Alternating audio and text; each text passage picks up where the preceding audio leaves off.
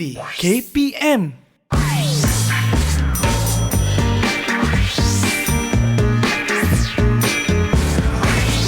Didik TV KPM. Alright. Okey. Mungkin dari sini kot. Macam ni lah.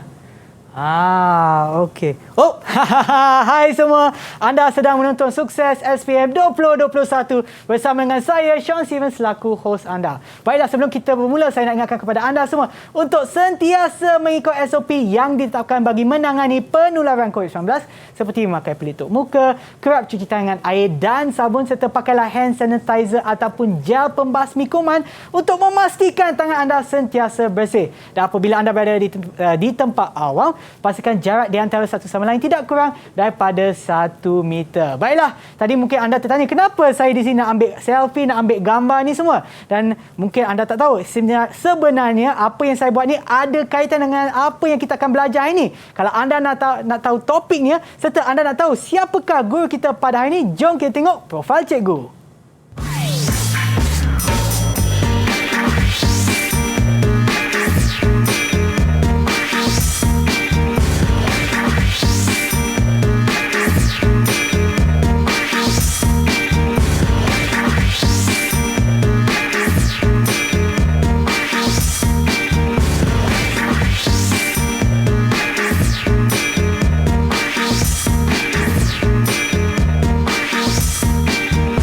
Senyum semua. Itulah dia apa yang anda telah tengok tadi adalah profil cikgu, iaitu Cikgu Tong, Ketua Panitia Fizik daripada SMK Aminuddin Baki, Kuala Lumpur. Hai Cikgu. Hai Sean. Salam sejahtera. Sejahtera. Cikgu sihat Cikgu? Sihat. Cikgu dah ajar berapa lama dah Cikgu? Oh, saya dah ajar 19 tahun. Dah 19 tahun Cikgu? Sama macam umur saya. Tapi sebenarnya Cikgu, saya nak tanya, apa topik yang kita akan belajar ini Cikgu? Hari ini kita akan belajar kanta dan peralatan optik. Kanta dan peralatan optik. Okey, Yes. Cikgu, saya nak tanya sebenarnya untuk topik ni Cikgu, Yap. apa yang menariknya untuk yang topik tadi tadi? Okey, so apa yang menarik tentang topik hari ini, dia kanta. So setiap orang sendiri ada bawanya alat ini. Oh, ya ke? Sean sendiri pun ada. Ada? Ya. Kanta. Oh, cermin mata saya Cikgu. Oh, tak. Macam ni Sean ada bawa 2. Bawa 2? Tahu tak apa tu? Tak pasti ya. Bukan setiap orang ada pakai cermin mata. So apa yang setiap orang kebanyakannya ialah handphone. Oh, dalam tu telefon ada bimbit. kamera kan Cikgu? Kamera. Yang So inilah. itu dalam tu ada kanta. Itu digital kamera. Ya. So ini ialah handphone kita. Ini. Okey, ini handphone kita kan. So dia ada kamera kat sini. Ya. So kamera dia, fungsi dia sini ada kanta. Penggunaan kanta lah. Okeylah, itulah yang kita akan belajar ini Cikgu. Ya, betul. Salah Okey, tetapi sebelum kita teruskan lagi Cikgu, mungkin kita boleh ke meja untuk buat SOP Cikgu. Amalkan SOP. Silakan Cikgu. Okey, terima kasih. Jom kita ke meja. Dan di sini silakan Cikgu.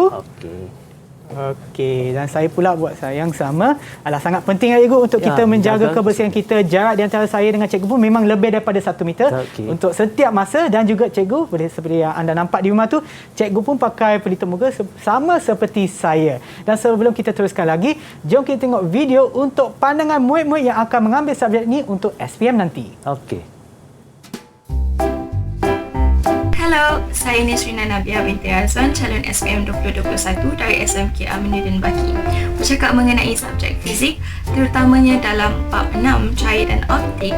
Dalam bab ini, saya didedahkan dengan penggunaan konsep fizik di dalam peralatan seperti kantong mata dan mikroskop. Bagi saya, pembelajaran di dalam bab ini sangat menarik dan mendedahkan saya terhadap pengetahuan fizik dengan lebih teliti dan terperinci. Subjek fizik merupakan subjek yang paling menarik minat saya, terutamanya topik cahaya dan optik. Bagi saya, konsep kanta sangatlah menarik kerana imej yang dihasilkan boleh berbeza hanya dengan perspektif yang berubah-ubah. Melalui topik ini, saya dapat lebih memahami tentang konsep ini. Contohnya, apakah kanta yang digunakan dalam peralatan optik seperti mikroskop dan apakah kedudukan mereka bagi menghasilkan imej yang besar dan jelas? Semuanya diterangkan dalam topik ini. Itulah dia pandangan-pandangan daripada murid kita yang akan ambil subjek fizik pada SPM nantilah, dan fizik juga merupakan salah satu mata pelajaran kegemaran saya juga. Okey, baiklah cikgu, untuk hari ini kita juga akan membuat pembelajaran kita bersama-sama dengan 6 tetamu khas. Siapakah mereka? Jom kita tengok. Hai semua. Itulah dia muka-muka kacak dan cantik kita pada hari ini. Okey, apa saya akan buat? Saya akan sebutkan nama anda. Sila kenalkan diri anda bersama dengan cita-cita anda. Kita mulakan dulu dengan Logan. Hai, nama saya Logan Netra. Boleh panggil saya Logan dari SMK Aminuddin Baki. Dan cita-cita saya nak jadi seorang yang berkaitan dengan cyber security. Wow, okey, so good. yang berkaitan dengan cyber security ya. Kenapa ya? Saya rasa itu bidang yang baru dan interesting sikit. Okey, alright. Terima kasih. All the best to you. Dan seterusnya kita juga ada Zandria. Hai, nama saya Zandria Ong. Saya dari SMK Aminuddin Baki dan cita-cita saya ialah menjadi seorang software engineer. Okey, terima kasih Zandria. Okey, kenapa pula anda memilih yang pekerjaan itu sebagai cita-cita anda? Sebab saya berminat dalam bidang programming dan coding. Okey, alright. Memang pandailah sebab untuk saya memang tak pandai sangatlah kalau berkenaan komputer itu. Nasib baik saya boleh gunakan hanya untuk melayari internet lah, untuk benda-benda yang berguna. Okey, yang seterusnya kita juga ada Syahira. Salam sejahtera, nama saya Nur Syara binti Abdul Halim dari SMK Aminuddin Baki dan cita-cita saya adalah untuk menjadi seorang neurosurgeon. Wow, neurosurgeon agak susah lah bila saya dengar neurosurgeon ni, tapi mungkin Syahira ni seorang yang bijak ya. All the best to you juga. Dan seterusnya kita juga ada Dennis. Selamat sejahtera. Nama saya Dennis Chong dari SMK Aminuddin Baki Kuala Lumpur dan cita-cita saya adalah untuk menjadi seorang doktor gigi. Doktor gigi ya. Kenapa anda pilih pekerjaan tersebut? Sebab saya suka senyuman yang manis untuk semua orang. Wah, okey. Terima kasih sangat Dennis. Dan seterusnya, nampak macam sama je. Kita ada David. Selamat sejahtera semua. Nama saya Devin Chong dari SMK Aminuddin Baki Kuala Lumpur. Cita-cita saya ialah untuk menjadi seorang doktor. Okey, seorang doktor ya. Tak ada apa-apa bidang khas ya untuk doktor, asalkan jadi doktor ke? Ya. Okey, dan saya perasan ya Devin dengan Dennis tu adik-beradik kembar ke? Ya. Okey, siapa yang lebih tua? Saya. Devin, abang Devin. Okey, terima kasih abang Devin. Dan yang terakhir sekali kita ada Dave. Hai semua, nama saya Tridev Kumar, boleh panggil saya Dave. Dan cita-cita saya adalah menjadi seorang usahawan dari segi dalam KPM. Kembali semula ke Sukses SPM 2021 bersama dengan saya Sean Steven dan juga Cik Gutong untuk mata pelajaran kita pada hari ini iaitu fizik dan topiknya adalah kanta dan peralatan optik. Seperti yang anda nampak di meja saya, di hadapan saya ni ada memang banyak peralatan yang menggunakan prinsip ataupun bahagian kanta dan juga peralatan optik ya. Di sini Ego saya ada satu lampu sulur. Ni sebenarnya masih menggunakan konsep kanta ke Ego? Ini konsep cermin. Cermin? Ya. Okey, bagaimana tu Ego? Ini ialah cermin cengkung. Okey. Cermin cengkung kerana dia melengkung ke dalam. Ya. So berfungsi ialah untuk menumpukan cahaya. So menumpukan cahaya, maka kamu akan nampak cahaya yang ditujukan itu adalah dalam satu garisan lurus. Dalam yang ni lah dia punya cermin tu. Ya, cermin apa tu? Cermin cengkung. Cermin cengkung ke dalam. Dia cengkung macam tu lah. Cengkung ke dalam. So oleh sebab itu semua cahaya yang di sini dia akan tumpukan. So dia menumpukan cahaya. So oleh sebab itu sana ada banyak kanta. Yeah. So memberikan pencahayaan lebih banyak, lebih terang. Okey, baiklah cikgu. Sekarang saya dah faham dah. Tiba-tiba kenapa pula ada lampu sulur kat sini kan cikgu?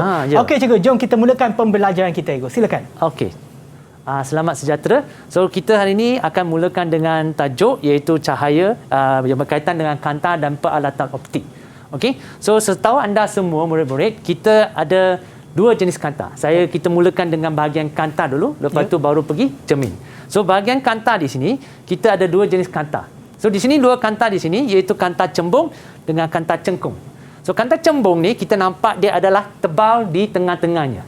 Manakala kanta cengkung adalah nipis di tengah-tengahnya. So fungsi dia berlainan. Contohnya kanta cembung di sini, dia mendapatkan cahaya yang selari dari sini dan dia menumpukan dia ke tengah-tengah, iaitu ke titik fokus ni. So itu contohnya kanta cembung. So contohnya kanta cembung yang kita gunakan ialah macam orang-orang tua, dia menggunakan kanta cembung dalam kita cermin mata dia. Okey, untuk menumpukan cahaya. Okey, manakala untuk kanta cengkung ni adalah kebanyakan kita pakai. Orang-orang muda sekarang. So contohnya Sean pakai, saya pun pakai kanta cengkung. Tapi saya sendiri ada lagi satu kanta cembung di bawah. Tapi sekarang dengan teknologi terkini, kanta cembung itu sepatutnya dah sebati ke dalam. So dia masukkan dua-duanya sekali. So untuk yang kita panggilnya ada rabun jauh dengan rabun dekat guna sekali. Yang dual fokus tu. Dual fokus. Dia ada dua lah. So itu contohnya kanta cembung dengan kanta cengkung. So kanta cengkung setiap orang pakai, itu ialah kanta cengkung. Di sini berfungsinya untuk mencapaikan cahaya. Ini kerana imej kita yang terbentuk di retina itu di depan. So kita guna kanta cengkung untuk mencapaikan cahaya supaya imej itu terbentuk di retina. Membantu kita menjauhkan cahaya supaya kita fokuskan imej di retina tu. Itu ialah kanta cengkung. Okey, seterusnya kita akan belajar tentang macam mana lukisan sinar kanta di sini. So di sini ada dua jenis kanta. So yang ni kedudukan kanta ni adalah objek yang berada di antara jarak fokus dengan dua jarak fokus. So jarak fokus, katakan kita tetapkan jarak fokus ni dalam 10 cm. So kalau di sini satu fokus, panjang fokus dia ialah 10 cm, dua adalah 20 cm. Okey. So contohnya di sini ini ialah kanta cembung. Okey. So kita letak objek di antara 10 dan 20 cm, di antara F dengan 2F. Apakah yang kita dapat dari segi imej yang terbentuk itu? Okey, contohnya di sini kita kena guna garisan yang pertama. Ini ialah sinar pertama. Dalam bahagian SPM kita melukis sinar cahaya ni, kita kena buat satu persatu. Dan sinar cahaya yang kita buat itu adalah memberikan markah. So contohnya ini adalah sinar yang pertama, di mana sinar itu selari dan bertembung di paksi kanta. Ini kita panggil paksi kanta. Sebelum itu kamu kena lukis, dan di sini dia akan menumpukan cahaya ke titik fokus di sebelah sana. So dan kita panjangkan ke sini, itu sinar cahaya yang pertama. So murid-murid kena lukis yang pertama. Yang kedua, ini ialah yang kedua. So contohnya dari objek, ketiga objek itu dilukis dan terus ke pusat kanta. So melalui pusat kanta dan terus panjangkan sampai dua sinar itu bertindih. So bila dua sinar itu bertindih, so ini sinar pertama yang merah, sinar kedua yang biru. So kena lukis, ini memberikan dua markah, dan juga akhirnya kamu kena lukiskan imej yang terbentuk di sana. So di sini apakah ciri-ciri imej yang terbentuk di sini? Pertama sekali, kamu nampak berbanding dengan objek, dia sudah terbalik ego. Terbalik. Itu pasal songsang. Ciri yang pertama. So ciri yang kedua, dia membesar. Okey. So yang ketiga ialah nyata. Nyata maksudnya nampak terang. Okey. So itu adalah salah satu. Contohnya sinar cahaya yang untuk kanta cembung di sini. Okey. So contohnya di sini kita boleh juga lukis. Okey, contohnya di sini. Selalunya saya galakkan pelajar untuk lakarkan. Lakarkan supaya kamu dapat tengok, bukannya menghafal dari segi bentuk jadual yang ditunjukkan tadi tu. Okey. So contohnya di sini kamu lakarkan paksi utama, lepas tu guna kanta yang kamu nak lukis, contohnya kanta cembung, lepas tu lukiskan paksi kanta. Okey. Kamu anggarkan, contohnya anggarkan panjang fokus yang pertama. Di sini lebih kurang 1 cm, yang ni 2 panjang fokus yang kedua. Lepas tu di sini kamu pun anggarkan sebelah kanan. Okey. Contohnya kalaulah kamu objek terletak lebih daripada 20 cm. Contohnya di sini, mengapa saya kata lebih daripada 20 cm? Seperti yang kita tetapkan, katakan satu panjang fokus ialah 10 cm. So dua panjang fokus adalah 20 cm. So kalau objek itu terletak lebih daripada 20 cm, contohnya 25 cm, so kita letak di sini dan kita lakarkan sinar yang pertama seperti yang saya katakan tadi. Kamu secara selari masuk kepada paksi kanta dan masuk ke dalam menumpu. Okey, kanta cembung ialah berfungsi untuk menumpu cahaya. So dia menumpu ke titik fokus yang pertama. Ini pertama. Okey, ini ialah sinar pertama. So kamu kena lakarkan. Kerana saya galakkan murid-murid untuk lakarkan supaya tidak hafal. Dalam tajuk ni kebanyakan pelajar menghafal jadual tu. So kalau boleh jangan hafal. Fizik bukan sesuatu yang hafal. Fizik adalah sesuatu yang kamu faham dia. Kalau kamu faham, tahu lakar, dan kamu akan jadikan fizik itu sangat menarik. Betul, Okay? So ini ialah sinar pertama. Sinar yang kedua yang seperti saya kata, dari objek tu terus. Contohnya saya guna pen yang kedua. Sini terus ke pusat kanta. Dan kita nampak persilangan antara dua. Sinar kedua ni, okey, persilangan yang kedua ni kita nampak di sini dua bersilang, di sinilah image dia. So image dia adalah satu, semua orang nampak adalah songsang. Okey, so yang ni objek, ini image. Apa perbandingan yang kamu nampak? Dia mengecil. Betul Ego. Kalau kita bandingkan dengan sebelum ni Ego, yang ni pula mengecil. Yes, mengecil. So satu lagi, dia selalunya kita katakan dia sebagai opposite. Opposite bertentangan nyata. Okey, so itu contohnya. Okey, balik kita ke sini. Okey. So untuk yang ke seterusnya, yang ni, contoh yang tadi tu kita nampak ini kecil, objek dia, lepas tu image dia membesar. Contoh penggunaan di sini adalah projector, alat projector. Kita punya projek kat sekolah tu. So kita nampak kan dari kita punya laptop, kita besarkan image tu. So itu ciri-ciri dia membesarkan. So contohnya yang ini besar jadi kecil. Tahu Sean? Besar menjadi kecil Ego. Apa contoh alat optik? Macam ni Ego, mikroskop Ego. Bukan mikroskop, yang ni nanti kita akan ceritakan. So yang ini adalah kamera. Yang tadi awak pegang kamera tu. Ya betul. Orang yang besar bila masuk ke dalam dalam skrin tersebut Ego, dia menjadi kecil lah Ego. Itu contohnya konsep. So itu contohnya kefahaman yang sangat ringkas untuk kamu. Okey. Contohnya di sini ialah yang ni dia letak di bawah di bawah titik fokus. Panjang fokus dia kurang daripada 10 cm.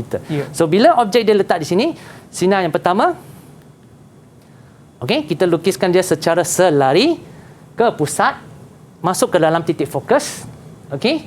Lepas tu panjangkan garisan dia, sinar tu, dan kedua dia dari titik objek itu atas dia melalui pusat kanta.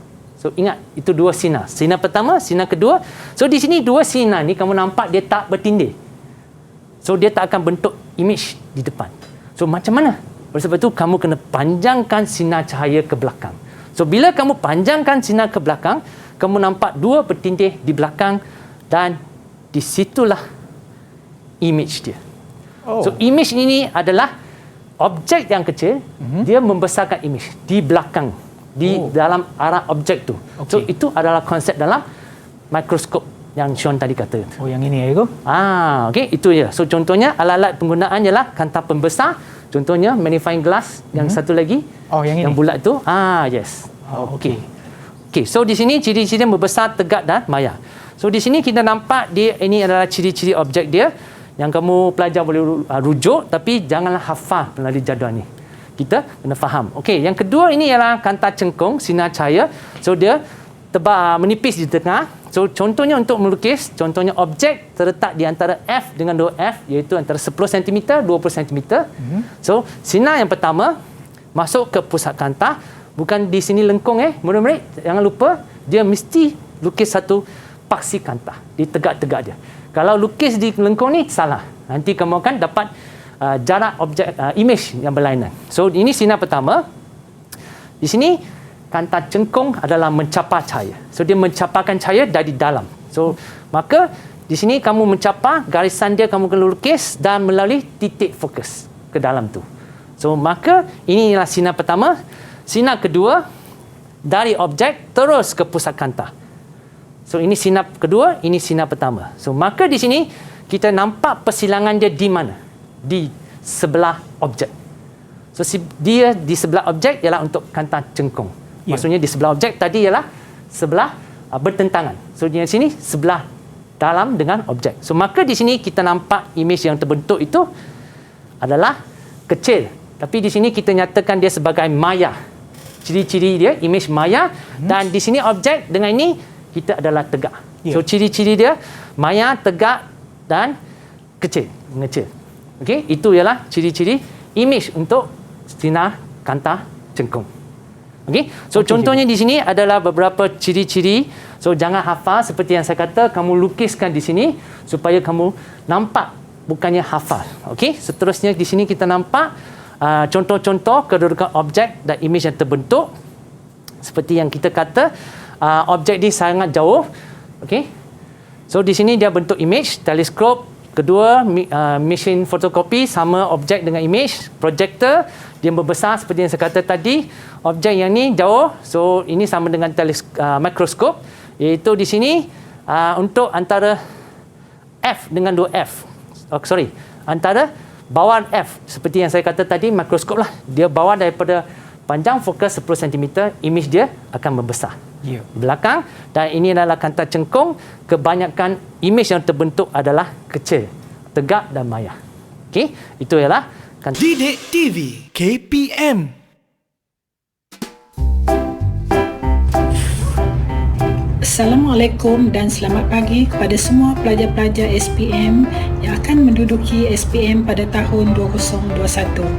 Saya adalah Puan Asima binti Johan, penolong kananko kurikulum Sekolah Menengah Aminuddin Baki, Kuala Lumpur. Kepada semua pelajar-pelajar yang bakal menduduki SPM pada tahun ini, cikgu ingin mengucapkan selamat maju jaya. Sementara kepada pelajar-pelajar SPM Sekolah Menengah Aminuddin Baki juga, cikgu ingin mengucapkan selamat berusaha, selamat meneruskan pembelajaran anda sehingga ke akhirnya. Semoga terus maju jaya. Sekian, terima kasih.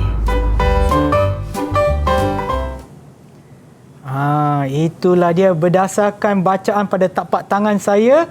Pada hari esok, rambut saya akan tumbuh. Alright, itulah dia. Anda sedang menonton Sukses SPM 2021 bersama dengan saya, Sean Steven dan juga Cikgu Tong. Untuk hari ini, topik pembelajaran kita adalah kanta dan juga kanta dan apa itu? Ya, peralatan optik. Seperti yang saya pegang di tangan saya ini, ia menggunakan kanta jenis cembung, ya? Yes, very good. Okey, tapi memang saya tak boleh baca tangan lah. Okay, tapi mungkinlah saya harap besok tumbuhlah rambut saya. Tapi yang penting tu saya nak recap balik, saya nak imbas semula apa yang kita dah belajar sebelum rehat tadi. Cikgu dah terangkan bagaimana ataupun berdasarkan kedudukan image dan juga kedudukan objek dan image yang terbentuk untuk kata cembung dan kata cekung. Jom kita sambung pembelajaran kita, Igu.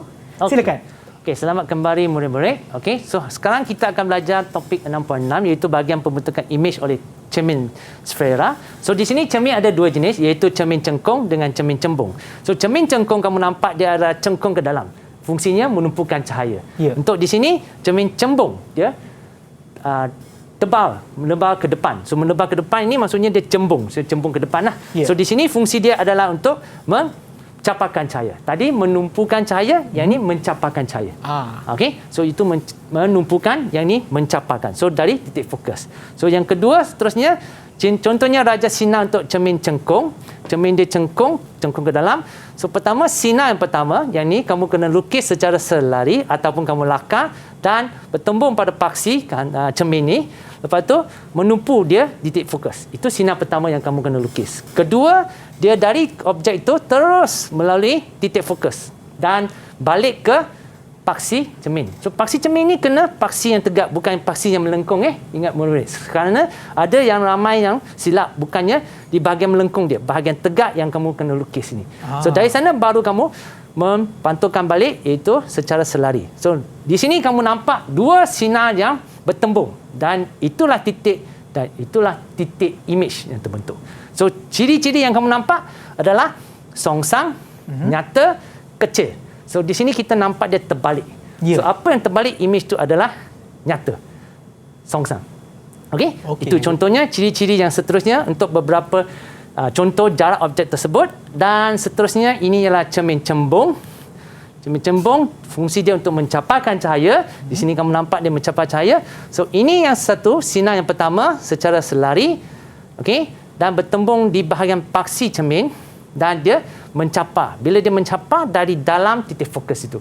So kita lukis di sini, sambungkan titik-titik putus-putus dan mencaparkan. Ini sinar pertama yang warna merah. Yang kedua, yang ni dari objek terus pergi ke, kita panggil dia pusat kelengkungan, C. Dan di sini dua bertembung, itulah image dia. So di sini kita nampak dia bertentangan. So ciri-ciri dia ialah maya. Dia tegak. Tadi tu terbalik. So lepas itu di sini kecil. So kebanyakan ciri-ciri untuk image untuk cermin cembung adalah kecil dan maya. Ketegak jugalah di sini. Okey. So ini contoh ciri-ciri untuk jarak objek yang berlainan. So kita mari untuk berbicara tentang bentuk-bentuk soalan objektif di sini dengan membaikkan murid-murid. So di sini contohnya soalan pertama. Kita minta Dave dulu. Okey, apakah jawapan untuk soalan ni, Dave? Mungkin kita boleh bacakan soalan dulu. So pertama di sini Raja menunjukkan perkataan spot yang dilihat melalui kanta X dan Y bagi cermin mata yang berlainan. Ini cermin yang kedua. So kamu nampak kanta Y dengan kanta X. Ini lebih besar, ini masih kecil lagi lah. Tapi dia membesar sedikit. So apakah jenis kanta X dan Y, Dave? Kalau lihat pada Raja, B, jawapannya B. Kanta X ialah cembung, Y ialah cekung. Yes. So di sini kamu nampak jawapan dia ialah B, cembung dengan cekung. So di sini kita nampak dia kanta cengkung tu membesarkan, okey, mencapar. So di sini kanta Y dia membesarkan image dia. So yang ni sikit, okey, kecilkan dia punya. So yang kedua pula, apakah jawapan dia? Soalan ni kita minta Zandria untuk jawab. Soalan dia berbunyi, satu objek diletakkan di hadapan sebuah kanta cembung yang panjang fokusnya 15 cm. Imej yang dibentukkan adalah maya, tegak dan dibesarkan. Antara pernyataan berikut yang manakah betul tentang jarak objek U itu? So di sini, Zandria? Jawapannya A, U kurang daripada 15 cm. Mengapa kamu kata begitu, Zandria? Sebab imej yang dibentuk merupakan imej yang tegak dan dibesarkan. Okey, so contohnya di sini dia maya, tegak. So jawapan dia adalah kurang daripada panjang fokus. So bila dia kurang daripada panjang fokus, ini untuk kanta cembung sama dengan konsep membesar, kanta pembesar. So dia membesarkan, so tegak dan besar. Okey, ini untuk nombor 2. So kita teruskan dengan soalan nombor 3 di sini. Ya, cikgu. Contohnya soalan nombor 3 di sini, Raja menunjukkan gambar sinar yang menunjukkan pembentukan image I bagi satu objek oleh suatu kanta. So kanta di sini adalah kanta apa dia? Okey, so kita minta Kevin. Ini ialah kanta apa? Ini ialah kata cembung. Ini ialah kanta cembung. So di sini dia nak tentukan nilai panjang fokus. So apakah formula yang digunakan dulu, Kevin? Formula yang digunakan ialah 1/F sama dengan 1/U tambah dengan 1/V. Okey, bagus. Okey, 1F sama dengan 1/U tambah dengan 1/V. Okey, so kita gantikan untuk cari nilai dia. Apakah jawapan dia?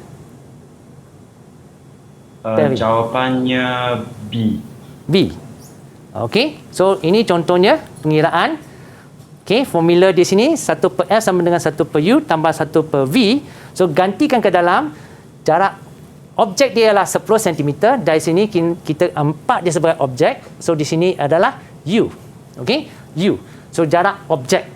So lepas itu di sini dia bagi 35. Ini bukan jarak imej Jarak imej dia ialah 35 tolak 10, iaitu ini ke sini. Ini ialah maknanya daripada paksi kanta tersebut dari paksi kanta sampai ke imej. So di sini 25. So gantikan ke dalam guna formula, kamu akan dapat nilai 0.14, terbalikan nilai fokus dia, jarak panjang fokus tu. Jangan lupa. So bila terbalikan kamu dapat 7.1 cm. Itu jawapan dia. Okey, seterusnya kita pergi ke soalan nombor 4. Ini soalan 4 adalah soalan amali. So contoh-contohnya macam mana nak buat amali ini adalah penting kerana di sini kita akan dapatkan imej dia pada skrin tersebut. Kita laraskan dari segi objek, jarak objek ni. So dari sini soalan dia, eksperimen menyiasat hubungan antara jarak objek dan jarak imej. So apakah formula yang terlibat untuk soalan ni? Okey, kita teruskan dengan Dennis. Untuk soalan ini kita perlu kaitkan dengan formula 1/f equals to 1/u tambah 1/v. Okey, very good. 1/f sama dengan 1/u tambah 1/v. Tadi seperti yang saya ceritakan tadi, so graf dia. So manakah jawapan yang betul untuk hubungan ini, Dennis? Kalau kita kaitkan dengan formula y equals to mx plus c, untuk carikan straight line, jawapan dia c. C. Okey, jawapan dia di sini C. Dia sama dengan 1/v sama dengan negatif 1/u tambah dengan 1/f. Dan tadi saya baca dah. So contohnya soalan ni boleh bentuk dalam cara yang lain untuk KSSM, iaitu dia akan tanya dalam bentuk jadual, iaitu apakah pemboleh ubah manipulasi dalam bentuk jadual. So pemboleh ubah manipulasi itu kamu laraskan. Yang boleh dilaraskan. So manipulasi di sini ialah jarak objek dia. So dia akan tanya dalam jadual yang manakah jawapan yang terbaik dan kamu pilih. Itu ialah format yang terbaru untuk KSSM ni. So kita kena berhati-hati bila mempelajari eksperimen.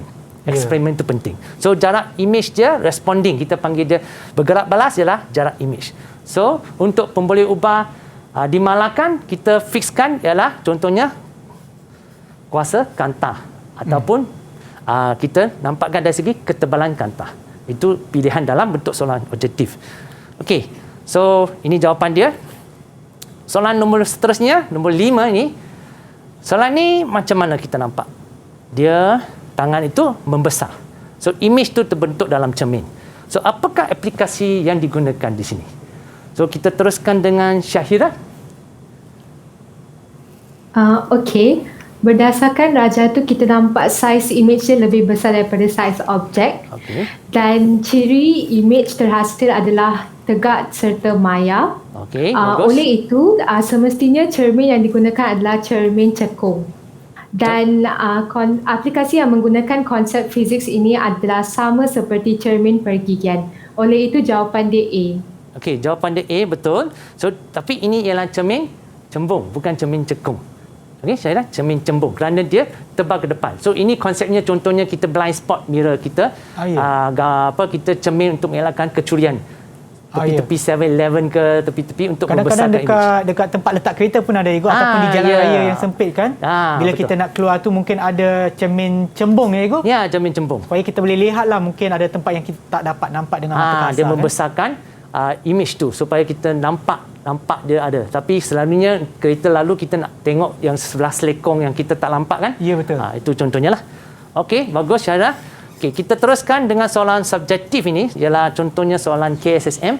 Okey. So contohnya seperti yang saya kata, cermin di sini ialah cermin tentang kecurian tu. So soalan ni, namakan cermin ini. Kita teruskan dengan Logan. Cermin ni adalah cermin cembung kerana pembukaannya cembung ke luar. Okey, bagus. Cermin cembung. Bagaimana dengan image yang terbentuk di sini? Melihat kepada image tu lebih kecil. Okey, lebih kecil dan tegak. Okey, bagus. So kita nampak dia kecil, tegak dengan maya. Salah satu kamu dapat satu markah di sini. Okey. So itu ciri-cirinya untuk cermin cembung di sini. Okey. Seterusnya ini lakaran dia. Okey. Lakaran dia di sini kita nampak di sini lakaran dia membentuk 3 markah. Seperti yang saya tadi tunjuk, sinar yang pertama selari, lepas tu di pusat cermin ni kita masukkan ke dalam titik fokus, panjangkan dia mencapai dari dalam, so keluar, itu sinar pertama. Kedua, dari objek terus ke pusat kelengkungan C. Okey, itu ialah markah kedua. Okey, markah ketiga ialah persilangan antara dua sinar itu membentuk image tu. So image di sini kita nampak dia kecil, apa lagi Logam? Kecil, tegak dan maya. Okey, kecil, tegak dan maya. Okey, so itu ciri-cirinya. So kamu dapat 3 markah dari segi menjawab soalan struktur ni. Okey, seterusnya apakah kelebihan dia, Logam? So kelebihan cermin ni dia boleh mempunyai medan penglihatan yang luas. Okey, dia membesarkan medan penglihatan. Contohnya bahagian corner yang kita tak nampak, kita akan nampak dari segi sebaliknya keadaan tersebut. Contoh jawapan dia meluaskan medan penglihatan. Cikgu, yang salah satu peralatan yang ada di hadapan saya ni, yang inilah Cikgu, dia merupakan salah satu aplikasi je kan Cikgu? Ya, betul. Bagus, Syam. Okey, itu ialah cermin. Kita panggil dia blind spot mirror. Okey. Blind spot mirror. Blind spot mirror lah, Ego. Okey. Okey, baik, Ego. Okey, kita teruskan kepada bahagian SPM iaitu bahagian C. Okey, so kita dalam SPM ni sekarang dia sudah kurangkan bahagian C punya soalan. Dari dulu 2 soalan, sekarang tinggal 1 soalan. Contohnya di sini kita nampak perbezaan dia 2 kanta di sini. Okey, so di sini adalah kanta cembung. So kita teruskan dengan Dennis. Okey, kita buat perbandingan pula. So antara size objek dengan size image, apakah perbandingan yang kamu nampak? Untuk soalan 1A ni. Untuk soalan ni, untuk Raja 1 dan Raja 2, size objek sama dengan size image. Okey, bagus. Size objek sama dengan size image. So kamu tengok dari soalan dan dia adalah sama. So bila dalam keadaan yang sama, panjang fokus dia iaitu panjang jarak objek sama dengan jarak image. Jarak objek sama dengan jarak image. So ini image, ini objek. Okey, sama. Okey. So di sini untuk objek jarak objek dengan jarak image sama kerana size dia sama. So kita nampak jarak objek sama dengan jarak image. Okey. Seterusnya dari segi panjang fokus dia pula. Bagaimana Dennis? Panjang fokus untuk kanta X, panjang fokus dia lebih pendek. KPM. Assalamualaikum warahmatullahi wabarakatuh dan selamat sejahtera. Saya Zubidah binti Mak Yunus, Pengetua Cemerlang SMK Aminiuddin Baki ingin mengucapkan selamat maju jaya kepada semua pelajar batch Mayor SMK Aminiuddin Baki khususnya dan semua pelajar tingkatan 5 seluruh Malaysia amnya yang bakal menduduki peperiksaan pada tahun 2021 ini. Terus kekal memantau momentum kendiri masing-masing dengan mengikuti kelas PDPR yang dijadualkan serta kekal bersemangat untuk melakukan ulang kaji dan juga menyiapkan tugasan yang diberi secara offline. Saya doakan semoga anda semua berjaya dengan cemerlang di dalam peperiksaan SPM pada tahun ini. Sekian, terima kasih. Kembali semula ke Sukses SPM 2021 bersama dengan saya, Sean Steven dan juga Cikgu Tong. Dan kepada mereka yang berada dalam talian tu, semua okey tak? Okey, cerilah sikit, senyumlah sikit. Kita dah nak masuk ke boleh kira ke 15 ataupun 10 minit yang terakhir dah. So jadi sekiranya anda ceria, cikgu pun ceria, saya pun akan ceria ya, sebab memang topik pada hari ini memang sangat-sangat menarik. Dan oleh itu cikgu boleh teruskan ya cikgu pembelajaran kita. Silakan cikgu. Sila kembali, selamat kembali. Okey, so kita teruskan dengan bahagian B2 soalannya untuk bandingkan ketebalan kanta X dengan Y. So apakah jawapan dia di sini, Dennis? Kanta X lebih tebal daripada kanta Y. Okey. So kerana di sini kita nampak setiap soalan dalam SPM itu memberikan kata pembayang jawapan. So pelajar-pelajar, murid-murid cuba dapatkan jawapan dari soalan. Soalan memberikan jawapan. Seperti yang saya kata selalu, jawapan dia contohnya di sini jawapan dia lebih kata, lebih besar, lebih tebal berbanding dengan Y. So itu jawapan dia di sini. Okey, nampak? So ada jawapan di sana. Lebih tebal berbanding dengan kanta Y. Bagaimana dengan hubungan di sini untuk panjang fokus dengan ketebalan dia? Yes, Dennis? Semakin tebal kanta, semakin pendek panjang fokus kanta. Okey, semakin tebal kanta, semakin panjang? Pendek. Panjang fokus. So, mengapa dia katakan tebal baru panjang fokus? Seperti yang kita tahu, kita kena hubungkan dari segi kita nyatakan MV dulu. Pemboleh ubah, manipulasi, baru dengan pemboleh ubah bergerak balas. So, kalau kamu gunakan bergerak balas dulu, baru dengan manipulasi, salah. So, di sini kamu nampak efek dia dulu. Baru kamu nampak kita punya cause dulu. Ini cause. Okey, lepas itu ini ialah efek dia. Okey, so di sini jawapan dia semakin tebal kanta, semakin pendek panjang fokus. Okey, so itu jawapan untuk bahagian C di sinilah. Yeah. Okey, kita teruskan dengan soalan seterusnya. Okey, so untuk soalan bahagian C pula, iaitu bahagian C di sini ialah bahagian essay. So ini melibatkan soalan-soalan kebat. So bahagian C ni tak ada pilihan. So format baru ni bahagian C tak ada pilihan. So maka setiap pelajar kena bijak menggunakan apakah konsep fizik yang kamu sudah belajar untuk menjawab soalan ni. So selalunya soalan untuk bahagian C ni ialah bahagian tentang satu penyataan masalah. So dan mungkin dia akan bagi contoh gambar raja. So dari sanalah kamu kena cari jawapan dia. Okey. Di sini menggunakan pengetahuan tentang pantulan cahaya. Terangkan cadangan untuk memilih cermin cegah kecurian supaya keseluruhannya bahagian dalam cermin itu dapat dilihat berdasarkan aspek-aspek jenis cermin, diameter cermin, lengkungan cermin, ketebalan cermin dan kedudukan cermin. So, siapa boleh jawab? Murid-murid? Cikgu, bolehkah saya cuba? Okey. Okey, thank you, Devin. Kami boleh lihat dari segi ketebalan cermin, di mana cermin nipis boleh digunakan. Hal ini untuk membentuk imej yang tidak bertindih dan mudah dipasang kerana ringan. Okey, bagus. So, contohnya di sini kita tengokkan dari segi ciri-ciri dia, iaitu ketebalan. So, ini jawapan dia, kita bulatkan. So, selain daripada sana, contohnya jenis-jenis jawapan. Contohnya ciri-ciri. Di sini kita ada 5 ciri. So, di sini pelajar kena tahu sebelum markah mesti ada 5 ciri dengan 5 penjelasan. So, contohnya di sini 1 ketebalan. Lagi ada Dennis, Devin? Apa ciri-ciri dia yang kamu boleh dapat dari soalan di sini? Okey, contohnya ciri-ciri dia, kedudukan cermin, jenis cermin, diameter cermin, lengkungan cermin. So di sini ada 5 ciri. Baru dari 5 ciri itu kita ulaskan penjelasan dia. Baru boleh dapat yang sebelum markah lah, Ego. Maknanya 5 ciri itu kita nyatakan dulu, lepas tu kita berikan penjelasan untuk setiap ciri tersebut. Yes, okey. Baik. So kita boleh bagi lebih daripada 5 lah daripada boleh. yang diberi. Jangan bagi yang luar daripada yang diberi dalam soalan. Okey. So tadi Devin dah buat ketebalan. Seterusnya ciri yang kedua, Devin? Dari segi jenis cermin, kita haruslah guna cermin yang menggunakan cermin cembung, cembung. Supaya boleh membolehkan 180 darjah medan penglihatan. Okey. So kita teruskan dengan Dave. Dave, boleh cuba? Apakah ciri ketiga yang kamu nampak? Tinggi kelengkungan.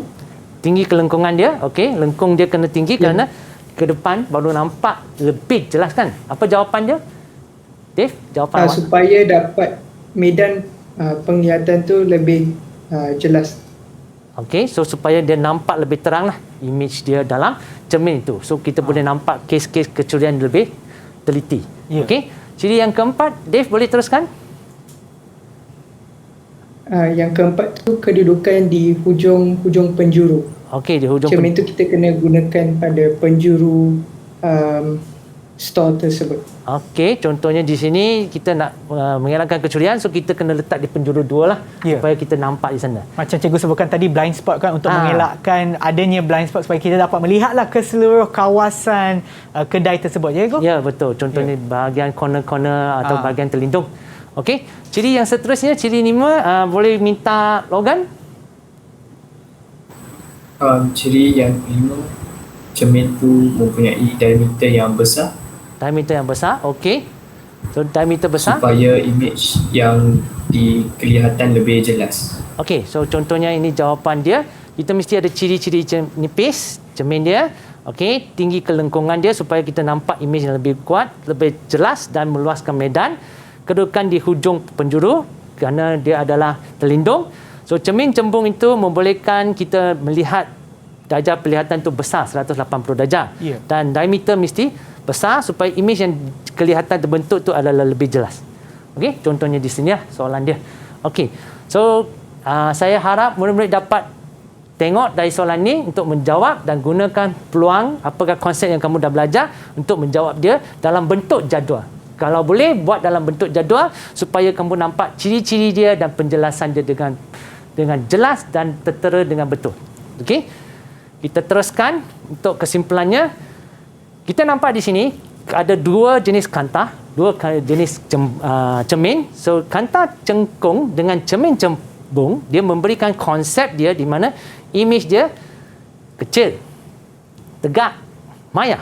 So lebih kurang dua untuk kita panggil ni kanta dengan cermin ni dalam lingkungan image yang terbentuk tu kecil, tegak dan maya lah. Okey, seperti yang kita tadi recap tadi, untuk kanta cembung dengan cermin cengkung di sini, kanta cembung dengan cermin cengkung, kita nampak ciri-ciri yang terbentuk adalah nyata, songsang dan membesar. So kadang-kadang kita akan nampak image mengecil juga. So contohnya di sini kebanyakan dia nyata, songsang dan membesar. So jangan hafal seperti yang saya kata, lukis, lakarkan supaya kamu faham, bukannya membuat hafalan tentang konsep fizik ini. Betul murid-murid kita? Betul Okey, so saya harap murid-murid dapat faham dengan pembelajaran ini dan boleh buat lebih banyak lagi latihan seterusnya. Okey, terima kasih Cikgu Tung atas perkongsian ilmu Cikgu pada hari ini dan juga kepada murid kita yang ada dalam talian ya. Tapi sebelum tu saya nak imbas mula apa yang kita dah belajar daripada permulaan sehingga sekarang. Memang kita dah belajar dah berkenaan dengan kedudukan objek dan juga image yang terbentuk bagi bukan saja bagi kanta tetapi bagi cermin, cembung dan cekung. Memanglah ada perbezaan dia dan juga persamaannya dari segi image yang terbentuk seperti yang Cikgu tunjukkan tadi masa kesimpulan kan Cikgu. Serta kita pun telah menjawab beberapa soalan bahagian A, bahagian B dan juga bahagian C yang mempunyai juga soalan jenis kebat ya Cikgu, di mana kita perlulah juga tahu aplikasi kepada teori ataupun kepada konsep yang kita telah belajar dalam mata pelajaran fizik ini. Dan juga kepada mereka yang menonton di rumah, harap ia boleh membawa manfaat kepada anda semua dan juga memberikan anda sedikit tips dan juga bagaimana untuk menjawab soalan-soalan SPM pada masa ketika nanti. Dan kita akan berjumpa lagi di episod yang seterusnya di Sukses SPM 2021. Terima kasih dan jumpa lagi. Bye. Okey, terima kasih murid-murid. Jumpa lagi.